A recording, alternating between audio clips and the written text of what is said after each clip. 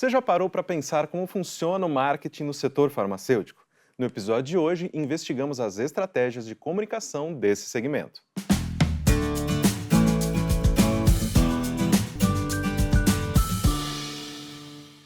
Olá, pessoal. Eu sou Caio Corrêa e está começando o Lifelong Cast, o podcast do profissional em constante movimento, um programa da ESPM para você se preparar para o futuro do trabalho e dos negócios. Uma indústria bilionária na qual a disputa por mercado é acirrada. Essa é a realidade do setor farmacêutico e, por isso, ele é uma grande fonte de oportunidades para profissionais do marketing. E para nos falar como prosperar profissionalmente nesse meio tão atrativo, eu vou receber o Gilberto Santos, coordenador técnico da pós-graduação em gestão de negócios, com ênfase no mercado farmacêutico. Gilberto, seja bem-vindo ao Lifelong Cast. Muito obrigado por ter aceitado nosso convite. Muito obrigado, Caio, pelo convite, que é um prazer poder estar conversando com vocês sobre algo maravilhoso do tema que vamos discutir agora. Esse é um setor que a gente ainda não discutiu no nosso programa, então eu quero começar fazendo um panorama. Quais informações que você pode trazer para dimensionar o setor farmacêutico para a nossa audiência, né? Por que esse segmento ele é tão relevante? Caio, olha, vai ser muito bom esse nosso bate-papo, porque com certeza você vai ter outros programas falando sobre esse tema e desdobramentos que a gente tem sobre a área de saúde e a área farmacêutica. Para a gente começar a falar de mercado farmacêutico, vamos falar um pouquinho de saúde. Sim. Então, nós temos a área pública e a privada. A área pública, como nós sabemos, temos o SUS, que comanda basicamente toda esta parte desse mercado. E a gente está falando de Ministério da Saúde, Anvisa, Conitec e outras assessorias que dão suporte a esse mercado. Da área pública, a gente está falando então de atendimento básico, primário, onde as pessoas procuram o sistema de saúde e, porventura, em algum tratamento, eles vão buscar algum medicamento. Sim. A indústria farmacêutica fornece medicamentos para o governo via canal área pública. Do outro lado, nós temos a área privada, que é pessoas como você e como eu e que podem buscar um médico no seu setor privado, ou seu plano de saúde, ou por sua conta própria, e necessita de um medicamento dentro do seu tratamento. Nesse aspecto, a indústria farmacêutica também vai produzir medicamentos. Também vai produzir dispositivos. Então, se é uma cirurgia, existem vários dispositivos com os quais a indústria farmacêutica também provê esse tipo de suporte. Quando a gente vai para medicamentos em si, seja público ou privado, aí entra o nosso grande foco do mercado farmacêutico que a gente chama, justamente desses insumos com os quais se faz o tratamento da maioria das pessoas que necessitam de algo para aliviar a sua doença ou o seu bem-estar, que também nós temos a parte de prevenção, Sim. que são as vacinas, por exemplo, que são vitaminas, que são cosmecêuticos, dermacêuticos. Então existe essa outra área, esse grande segmento. Quando a gente fala de medicamentos, nós estamos falando de um mercado, Caio, de 208 bilhões de reais, um crescimento de 14%. Quando você compara esse segmento com outros, e nos últimos anos é o segmento que mais cresceu no Brasil e também no mundo, apesar de tudo que aconteceu com a Covid-19, onde houve uma retração, uma diminuição de vários segmentos, o segmento farmacêutico cresce. Aliás, se você for ver nos últimos 20 anos, é o único segmento que quando você faz um gráfico das vendas, desde o ano 2000 até 2024, é o único segmento que sempre cresceu. Afinal de contas, né, até nas crises as pessoas também tomam o seu remédio. Exatamente. E isso atrai bastante as pessoas também a trabalharem na indústria farmacêutica. Então, quando uma visão geral, é um mercado que cresce, um mercado que tem interesse, é um mercado com o qual as pessoas estão se especializando em trabalhar nele. Mas em quais áreas? Na área comercial, por exemplo, na área de marketing, na área de farmacovigilância, na área médica, na área de farmacoeconomia, na área de pesquisa de mercado. Então, esses vários segmentos, eles são muito atrativos para aqueles que querem trabalhar dentro do mercado farmacêutico.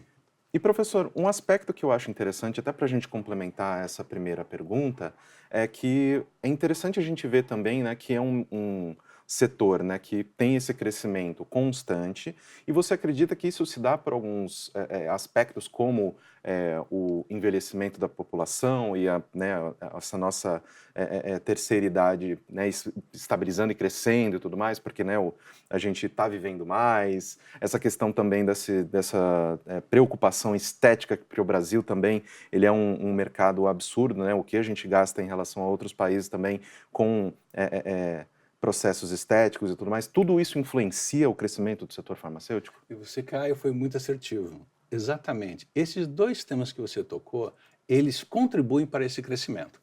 O primeiro é o cuidado da saúde e o outro é o bem-estar. É onde dividimos basicamente esse mercado. Cuidados da saúde, quando um indivíduo tem alguma dificuldade e ele vai buscar um médico, uma ajuda médica.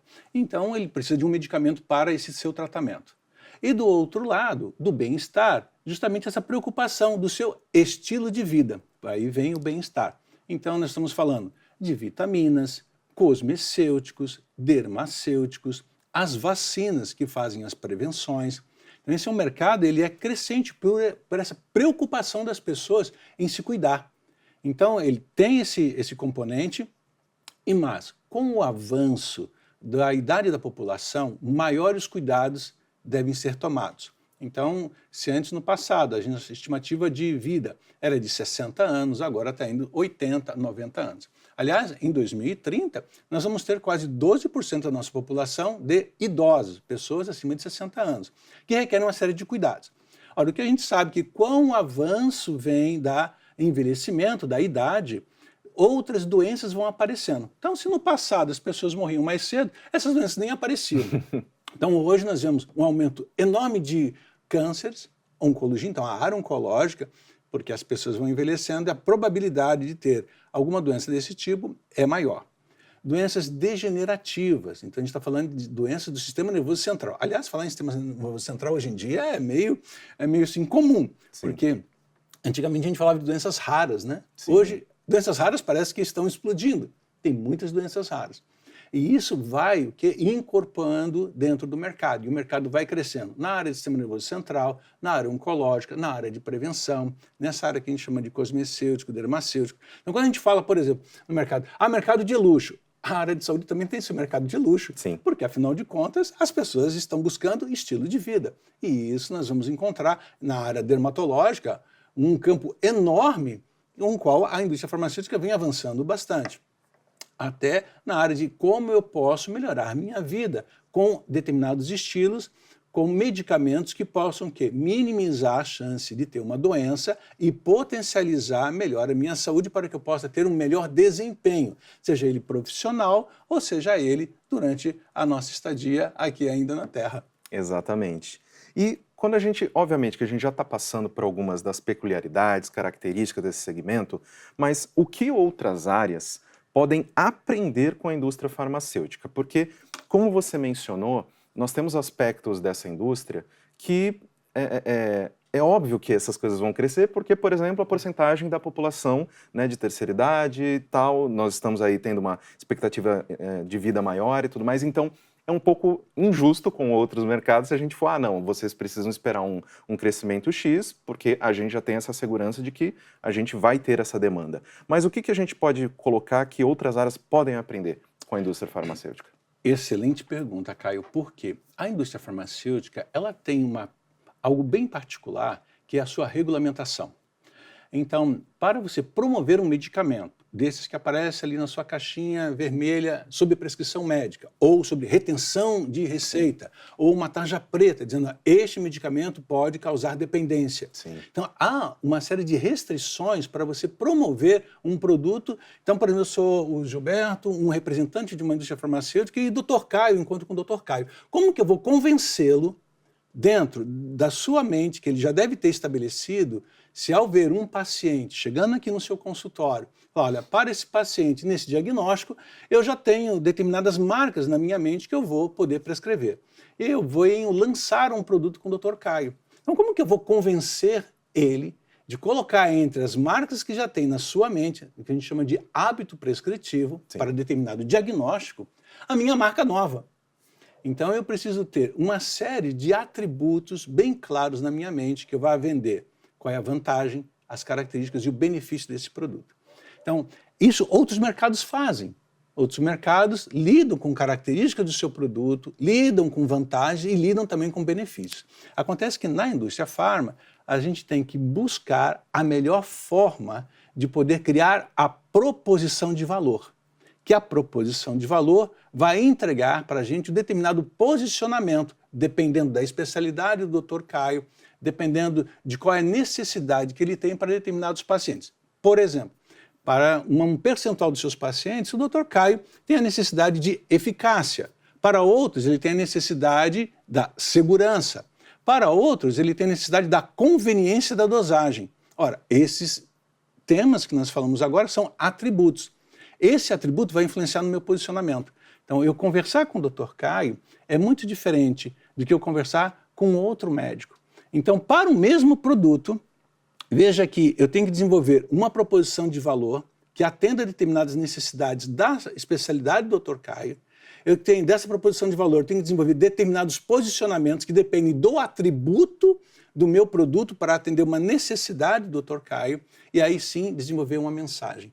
Então, essa trilha é uma forma muito interessante que outros segmentos podem aprender com a indústria farmacêutica. Essa cadeia, essa estrutura para chegar no ponto-alvo, onde todos falam, consumidor em primeiro lugar. Ora, a indústria farmacêutica é bem isso. Paciente em primeiro lugar, o médico em primeiro lugar, o farmacêutico em primeiro lugar. Mas como é que eu posso ter vários stakeholders e atendê-lo desta forma, bem estruturada? Isso há um desenvolvimento muito grande dentro da indústria farmacêutica para alcançar esse objetivo, que é o cliente em primeiro lugar. E eu gosto que dessa forma, quando você me oferece, né, toda essa trilha, todo esse caminho e essas preocupações que o mercado tem, você já até traz algumas coisas que eu ia te fazer na próxima pergunta, que é justamente quando a gente pensa em estratégia de marketing, né, como que elas são aplicadas dentro do segmento farmacêutico? Porque nós temos desafios específicos de quem atua no marketing dessa área, né? Porque tem uns... a partir do momento em que você tem... setores e organizações como a Anvisa, né, que a gente tem que delimitar bem, né, não é, o mercado quer isso, então a gente lança isso. Não, tem que passar por todos esses crivos aqui. Então, quais as dificuldades, quais os desafios para quem trabalha efetivamente no marketing do setor farmacêutico? E esse acho que é um grande tema para se discutir. O marketing farmacêutico, ele realmente difere de outras áreas, de outros segmentos. Primeiro, por esse pilar que você comentou, a regulamentação. Então, para quem que a gente conversa, o que a gente pode falar, o que a gente não pode falar para determinadas áreas, para essa área de prescrição. Depois a gente tem os outros medicamentos que são isentos de prescrição, e é como livre. Então, a gente pode falar uma série de atributos, a gente pode fazer comparações, assim como são outros segmentos. Mas se a gente voltar para o segmento maior, que é o segmento de prescrição, se você fizer mais ou menos a conta do nosso mercado, que eu te falei de 208 bilhões, 70% disso é prescrição.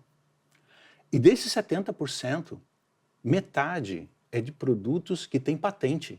Ou seja, pesquisa e desenvolvimento é um grande carro-chefe do mercado farmacêutico. Então há um grande investimento nessa área. E esse investimento, você tem uma janela curta para você explorar pela patente. E aí entra o marketing como um todo. Olha a preocupação do marketing. Antes de lançar o produto, eu tenho todo um tempo com o qual essa molécula está sendo desenvolvida. Então, basicamente, 5 anos antes de lançar o produto, existe uma expectativa que vai dar certo esse produto. Porque, aliás, tem um particular. O fato de você estar desenvolvendo um produto farmacêutico... Não quer dizer que ele vai dar certo. Não vai dizer que ele vai ser lançado, porque ele tem que ser comercialmente válido. Ele pode ser eficaz. Mas vamos supor, e eu já atravessei essa dificuldade. Estava trabalhando com um medicamento para osteoporose. Então, iríamos lançar o produto em 1 ano. Ora, em 1 ano, qual era a característica principal do produto? 2 vezes ao dia. Ora, quando chegou justamente 6 meses antes de lançar, um concorrente lançou 1 vez por semana. Caio, esse é um investimento enorme. Para você ter uma ideia, um produto hoje novo, com patente, ele custa 2,6 bilhões de dólares para ser desenvolvido comercialmente válido. Então, no meio desse caminho, muitas drogas vão morrendo, porque não são comercialmente viáveis. Então nós temos que ter isso em mente. O marketing tem que pensar como que eu vou, primeiro, colocar o lançamento é um novo mecanismo de ação de uma droga para atender uma determinada doença. Eu já tenho que desenvolver os médicos, já dizendo, olha, doutor Caio, em breve o senhor terá mais um produto no seu arsenal terapêutico para cuidar dos seus pacientes, por exemplo, para tratar depressão com ansiedade. E a gente vai desenvolvendo já esses médicos. Na medida que quando chegar o lançamento, eu já tenho as pessoas esperando por isso. Olha, tem uma nova droga e você começa a utilizar. Então a gente começa com antecedência. É um pouco diferente da maioria dos marketings. Sim. Todo mundo guarda segredo e de repente você lança um produto e faz uma série de atividades promocionais para poder vender o produto. A gente tem que começar bem antes. E se der errado, sorry, pode acontecer. Mas a gente já começa, então já é um grande diferencial. O outro a indústria farma sai um pouco dos 4Ps ou 8Ps digitais. A gente trabalha muito com o famoso SAVE, o S-A-V-E. O S de solução, porque a gente não quer entregar um produto, a gente quer entregar uma solução. E muitas vezes este produto ele vem cercado de uma série de atividades que suportam o seu paciente para que ele tenha o melhor tratamento possível. Então há os programas de suporte ao paciente, eles implementam a solução. Eu quero te dar um produto e quero te dar outras soluções para que você tenha o melhor tratamento possível. Depois a gente vai para o A de acesso. Então não basta ter o preço. Você tem que ter acesso ao produto. Sim. Então, existem outros mecanismos com os quais o marketing vai trabalhar para que, além de um preço, que eu possa conquistar determinados mecanismos de promoções com o qual o paciente pode ter acesso, mesmo que seja da área pública e com a área privada. Depois a gente vai para o V de valor. Então, o valor não é só o preço, é o que eu agrego com este produto que você vai pagar, seja reembolsado ou não pelo seu plano de saúde, reembolsado ou não pelo trabalho, que às vezes tem muitas empresas que dão reembolso de medicamentos ou facilitam a compra do medicamento. É como que você vai ter acesso para que você tenha o quê? Um tratamento continuado com aquele produto. E, por fim, o E de educação. Porque nem sempre a gente conhece tudo, nem da nossa doença e nem do produto em si. Então, muitas pessoas com determinados tratamentos desistem por questões de efeitos colaterais. Sim. Então, a pessoa começa a tomar um medicamento e aí sente um efeito colateral. Fala assim, isso aqui é do produto. Às vezes, é uma forma com qual a pessoa está se adaptando àquele tratamento. Então, é muito importante que a gente gere informações educacionais. A mesma coisa vai para o profissional de saúde. Para o profissional de saúde, a gente tem que explicar que este produto pode ter interações medicamentosas, ou seja, em contato com outros medicamentos que o próprio Dr. Caio está prescrevendo, pode acontecer interações medicamentosas e a gente precisa avisar o médico sobre esse relato. Então, o marketing pharma, ele tem essas diferenças quando você compara com outros produtos. E aí vem o desenvolvimento de estratégias.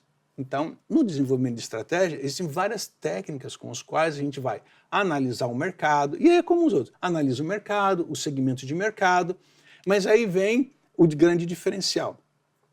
Qual é a jornada do paciente? E aqui, quando a gente fala em jornada do consumidor, a gente vai para a jornada do paciente. Sim. Só que a jornada do paciente, ele não está sozinho. A jornada do paciente, muitas vezes, ele vai estar de encontro com a jornada do médico, com a jornada do acompanhante, com a jornada da família, com a jornada da enfermagem, com a jornada dele na farmácia, com a jornada dele no seu tratamento completo. Então, a gente tem aqui uma série de jornadas, caminhos com os quais um indivíduo, que é o paciente, vai percorrer, mas ele não vai estar sozinho. Um pouco diferente da jornada do consumidor. Que eu quero algo, eu vou direto. Você toma a decisão, mas nem sempre num tratamento de saúde você é o único que vai tomar a sua decisão. Exato.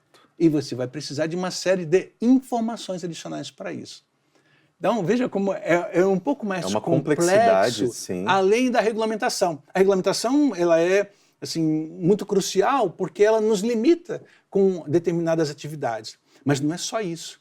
É como que a gente convence não só o médico, o paciente, as farmácias a comprarem o produto que você quer vender, as distribuidoras de colocarem produtos em estoque suficiente para atender a determinada demanda.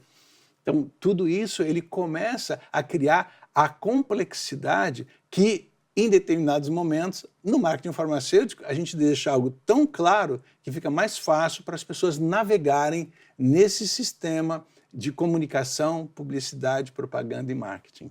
E professor, até aproveitando, né, esse nosso último papo, falando efetivamente do marketing, nós conseguimos ter também tendências do marketing, né, do setor, do mercado farmacêutico. Nós temos aí diretrizes e direcionamentos de o que a gente consegue esperar daqui para frente? Agora a gente tem um grande desafio, né, Caio? A gente tem inteligência artificial. Exato. Ela chegou e está também transformando a parte do mercado farmacêutico. Uma das primeiras áreas que a inteligência artificial está transformando é a busca de novas moléculas.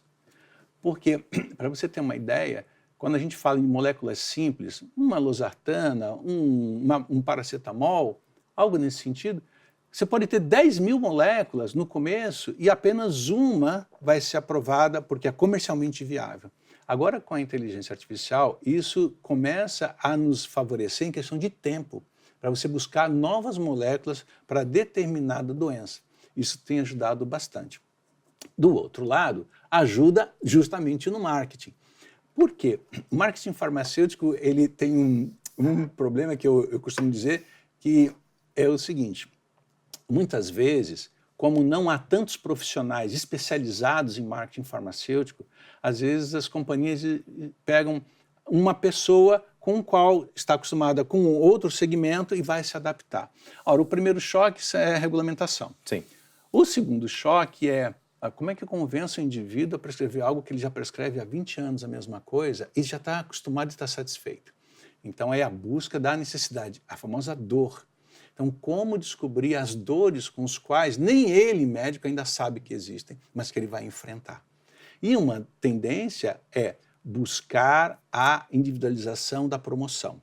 Ou seja, o Dr. Caio, ele tem uma especialidade, uma determinada necessidade, tipos diferentes de pacientes, com os quais ele vai ter um portfólio de produtos apropriados para combater cada uma daquelas doenças com qual ele vai enfrentar.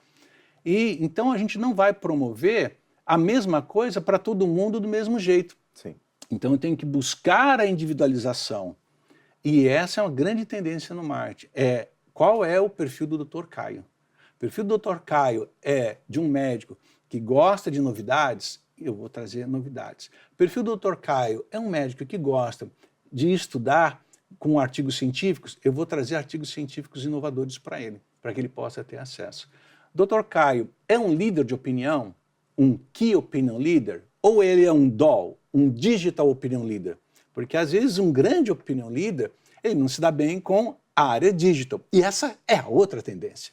Assim como nós temos os influencers, temos influencer para tudo hoje em dia, aliás, a gente tem uma grande pesquisa que diz que basicamente as pessoas procuram os influencers justamente para poder comprar alguma coisa. Mas medicamento está um pouco próximo disso também. Sim. Muitas vezes alguém mais famoso fala de um produto, está muito em moda os produtos para obesidade, as canetas, que existem várias marcas. E as pessoas ouvem alguém comentar e falar, será que isso serve para mim? E começam a fazer a compra sem ter tido o aval médico e o seu acompanhamento. E este é um outro cuidado. Aliás, hoje já saiu que uma famosa caneta que o pessoal utiliza bastante vai ser agora com retenção de receita. Aliás, é a caneta que mais vende e vai ser com retenção de receita, ou seja, vai ser necessário ir ao médico, obter um receituário para que você possa fazer a compra desse medicamento. Você veja que, olha como são as condições de contorno. Antes você tinha um produto que você poderia até na farmácia comprar, como acontece hoje em dia. Agora você tem que ter a receita para poder ela ser retida.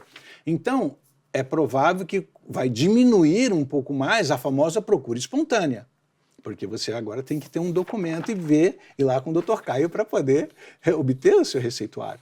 Então já mudou até a condição de contorno. Você veja que você estava trabalhando e agora mudou. Ou seja, existe uma tendência também em que, na medida em que há o uso, que a gente chama de uso recreativo de determinadas drogas e medicamentos, que a Anvisa perceba que pode haver um risco à saúde e começa a colocar maiores regulamentações.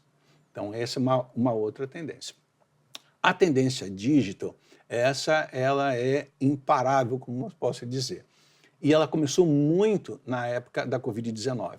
Então imagine você, Caio, que antes da Covid-19 eu poderia vir aqui no seu consultório visitá-lo e trazer uma série de medicamentos para você, oferecer amostras para que você possa testar no seu próximo paciente que tenha daquela determinada doença que nós estamos conversando.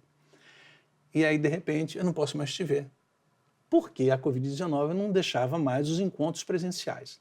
Ora, o que a indústria farmacêutica fez? Os encontros virtuais. Então, eu, de alguma forma, conseguia contato com o Dr. Caio e ia conversando com ele através do WhatsApp, através de outras plataformas com as quais eu me conectava com o Dr. Caio e ia conversando sobre medicamentos, doenças, novidades, artigos científicos e a parte mais promocional do meu produto, como, por exemplo, entrega de amostras através do correio. Sim. Ora, a Covid arrefeceu, voltaram, então, os encontros presenciais. E, basicamente, hoje, nós temos quase que meio a meio. Parte dos médicos são visitados presencialmente e parte dos médicos são visitados digital, online. Essa é uma grande tendência que está acontecendo. Nós termos mais visitas digitais online do que as visitas presenciais. E aí vem uma coisa muito bacana, e aproveitando que a gente está na SPM, que é a questão da comunicação. É evidente que a comunicação pessoal, aqui no ao vivo, é diferente da online. Sim. Então é muito provável que a gente tenha que fazer uma grande adaptação, e essa é uma outra tendência. Como eu me comunico no presencial, provavelmente eu tenho que alterar algumas coisas para me comunicar muito bem no digital. E isso há uma dificuldade ainda em vários laboratórios farmacêuticos de como conseguir esse equilíbrio, como atingir. Muitas vezes o pessoal acha que é simplesmente criar uma mensagem que serve para o ao vivo aqui no online, como a gente está conversando, mas é a mesma coisa no digital. Pode dar certo? Nós fizemos vários testes, a gente já percebeu que cada canal tem a sua forma apropriada de se comunicar. Então, isso é uma tendência que este mercado já está mostrando. Como se preparar para o digital. Esse é algo. E voltando naquela primeira questão que você colocou um ponto interessante, que é a grande mudança na idade da população. Então, as empresas começam a se preocupar na tendência de o que eu vou oferecer para os pacientes que têm 70 a mais, 80 a mais. Então, muitas vezes, o portfólio de um laboratório, ele não abraça toda a faixa etária dos indivíduos. Alguns são mais para a pediatria, outros são mais otorrino, outros são mais a psiquiatria. Então, mas nem todos alcançam as várias faixas etárias. Então, há uma busca de quais produtos eu posso ter no meu portfólio para poder atender justamente essa população. Considerando que nós conversamos, doenças degenerativas, sistema nervoso central e também estilos de vida. E esse está aumentando muito. Então, quando você vê vendas em farmácia, aliás, você já deve ter percebido, quando você visita uma farmácia, que a parte que mais cresce não é a parte das prateleiras do fundo, é aqui na frente, e principalmente cosméticos. Sim. Que nós temos a área dos cosmecêuticos, os dermatológicos, as vitaminas. Né? Aliás, hoje em dia, se a gente compara o número de vitaminas que a gente tinha no passado, é uma coisa, a gente fica até na dúvida, né? E parece mais o que um supermercado do que uma farmácia. Mas essa é uma realidade, porque a população se preocupa realmente com o seu bem-estar. E você pode pegar qualquer classe, as pessoas se preocupam com isso. Então, essa é uma outra tendência. Antes, a gente poderia avaliar, olha, classes sociais, B, C, elas são mais preocupantes. Estudos já mostram que a classe D e E se preocupam também com a sua saúde. Isso é algo que as próprias mídias vão conversando e as pessoas vão absorvendo isso. Aí também tenho que me cuidar. Exatamente. Então, essa é uma grande tendência, essas 5 tendências que nós temos aí no mercado. E, professor, finalizando a nossa conversa, eu acho que é interessante, justamente para quem acompanhou esse papo, seja assistindo, seja nos ouvindo apenas, que vamos falar sobre a pós-graduação em gestão de negócios, com ênfase no mercado farmacêutico. E eu queria falar sobre essa pós, sobre o que ela oferece para as pessoas, se você pudesse explicar um pouquinho sobre a proposta do curso, o objetivo, para quem que é indicado, o que a gente ensina, para justamente convidar essas pessoas a fazerem parte. Olha, Caio, essa pós-graduação é uma honra de poder termos essa pós-graduação na SPM. Essa pós-graduação começou há 12 anos atrás, junto com o Sindusfarma. O Sindusfarma é o sindicato da indústria farmacêutica. E houve uma grande reunião no Sindusfarma com o presidente Nelson Mussolini, naquela época, e continua até hoje como presidente executivo do Sindusfarma, que precisamos ter um curso de pós-graduação em uma instituição educacional de renome para criarmos gestores de negócio para a indústria farmacêutica. E foi assim que essa proposta começou. Como criar gestores de negócio? Pensando no futuro, a indústria pensa muito no futuro. Normalmente se faz, as previsões de vendas são para 10, 20, 30 anos. Nossa. Então, hoje em dia já é difícil você fazer a previsão do próximo mês, mas a indústria farma pensa muito no futuro, por questões da patente e como é que eu posso criar um medicamento novo. Porque um medicamento novo demora quase 12, 13 anos para ser criado. Então, você tem que pensar mais avante. Aí depois só tem uma janela de patente muito pequena, então eu tenho que pensar realmente com longo prazo. Essa pós foi criada justamente pensando como nós vamos gerar novos gestores de negócio. A SPM foi a escola de eleição para isso. Então, existe uma particularidade nessa pós-graduação na SPM. É a única pós-graduação que tem 2 coordenadores. Nós temos um coordenador acadêmico, que é o professor Sérgio Santos, e eu estou como coordenador técnico, ou seja, responsável pelo conteúdo direto da indústria farmacêutica, por causa da experiência. Eu tenho 30 anos de experiência em indústria farmacêutica, dos 30 anos, 25 como diretor de vários laboratórios multinacionais. Já fiz lançamento, já acertei, já errei, sei quais são alguns caminhos da pedra. E vários professores que têm uma grande particularidade nesse curso são pessoas, executivos e executivas da indústria farmacêutica, com a lapidação do nosso treinamento da SPM para professores, e nós colocamos isso à disposição dentro desse curso. Que serve para quem?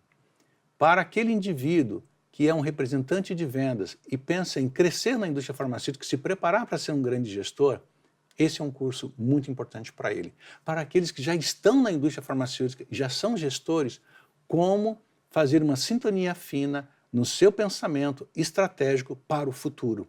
E esse é o nosso foco. O que nós oferecemos hoje na pós-graduação é pensando no futuro. Hoje já está desse jeito, mas como que é o futuro? Porque é assim que é a cabeça da indústria farmacêutica. A gente trabalha para cobrir as cotas, evidente, mas a primeira preocupação, como vai ser daqui a alguns anos? E a gente se prepara para esse sentido. Então, um grande diferencial da nossa pós é termos disciplinas exclusivas que são tratadas no mercado farmacêutico. Então, a gente está falando farmacovigilância, farmacoeconomia, economia da saúde, a preparação de dossiês que sejam de sucesso para serem submetidos na Anvisa. Nós falamos de pesquisa de mercado, conhecer o seu mercado, os seus segmentos, os seus concorrentes, para que você possa estabelecer estratégias de sucesso que possam ser implementadas e realmente ter uma alta produtividade.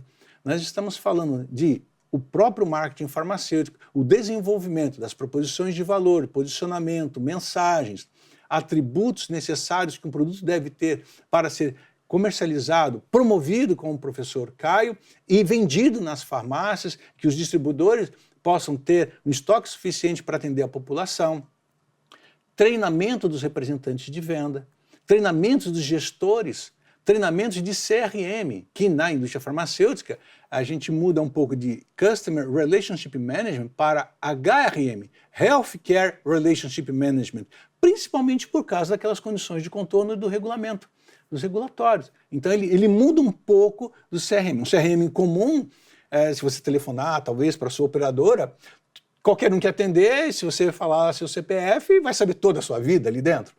Na indústria farma não pode. Exato. Além da LGPD, nós temos uma série de rigores de confidencialidade, de informações sobre o Dr. Caio, informações sobre os pacientes que o Dr. Caio atende. Isso é altamente confidencial. A gente tem que, guardadas as devidas proporções, ter um sistema de relacionamento com o qual essas informações são altamente confidenciais, mas elas são anonimizadas de tal forma que a gente desenvolve estratégias aprimoradas para a especialidade do Dr. Caio, que é diferente da especialidade de um outro médico.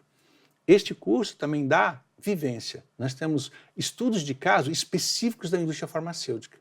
Estudos de caso de sucesso e estudos de caso de fracasso. Por que um produto fracassou? Por que um produto lançado e com 6 meses não teve a aderência que deveria ter tido? Para que os nossos alunos não repitam determinados erros, né? Então, a gente chama de pecado original. Esse é o nome que a gente dá. Por exemplo, que muitas vezes, o que é comum? Você pegar uma melhor pessoa da sua força de vendas, olha, esse é comunicativo, ele fala muito bem, conversa muito bom com o Dr. Caio, convence o Dr. Caio, vamos promovê-lo para um gerente de produtos. E o indivíduo não teve um verniz de marketing, de propaganda, de publicidade, das técnicas de comunicação, porque ele recebe pronto, quando ele está como vendedor, como representante. Mas e para criar tudo isso? Então, a escola ESPM ela vai dar essa base nessa pós-graduação. Assim como nós temos os cursos especializados em IA, este curso também fala de IA, como que é IA dentro do mercado farmacêutico. Assim como temos os cursos que falam de luxo, nós temos a área de luxo dentro da indústria farmacêutica. Nós temos os procedimentos que são de estética dentro da indústria farma, que tem o seu valor agregado, e a gente vai conversar sobre esse tema. A gente fala também dos tratamentos state of the art, aqueles tratamentos com os quais muitas pessoas não têm a sua experiência dentro de um laboratório. E na hora que ela migra para um outro laboratório, ela entra em choque, porque ela fala, nunca vi um paciente sendo tratado na terceira linha de terapia de uma oncologia. Eu vi algum tratamento que era a primeira linha, mas fracassou, vai para a segunda. Como que você vai promover um produto como esse se você nunca teve essa experiência? Aqui nós temos estudos de caso que vão mostrar essas nuances e esses diferenciais que é aplicado no mercado. Após, te prepara para que você saia daqui não esperando a sua formatura. A cada disciplina que você saia e implemente aquele conteúdo imediatamente no seu trabalho. Mas eu não trabalho na indústria farma? Se prepare, porque essa pós já te dá a preparação para você participar de qualquer sistema seletivo, com o qual você vai ter o seu bom discurso, você vai ter como convencer um recrutador ou um gestor de que você é uma pessoa ideal para participar daquele laboratório farmacêutico. Então a gente tem um conjunto de uma série de vantagens que a gente cria. E não é à toa que nós estamos há 12 anos no mercado. Várias pós-graduações já entraram nesse meio tempo e muitas fracassaram. Talvez a gente tenha conseguido aí realmente uma boa receita. Nós temos as disciplinas específicas para esse mercado, os professores e professoras moldados para esse sistema, e nós temos também o suporte de toda a SPM que molda os nossos professores para atender as necessidades dos nossos alunos. Excelente. Gilberto, queria te agradecer por oferecer aí tanto seu tempo quanto seu conhecimento para a nossa audiência. Espero que a gente tenha novas oportunidades para falar desse mercado tão interessante aqui no Lifelong Cast. Muito obrigado, Caio, e já está promovido. Doutor Caio, vamos nos ver na próxima consulta. Espero que você tenha gostado do episódio de hoje. Não se esqueça de seguir o Lifelong Cast na sua plataforma de streaming favorita e avaliar o programa. Eu fico por aqui. Tchau!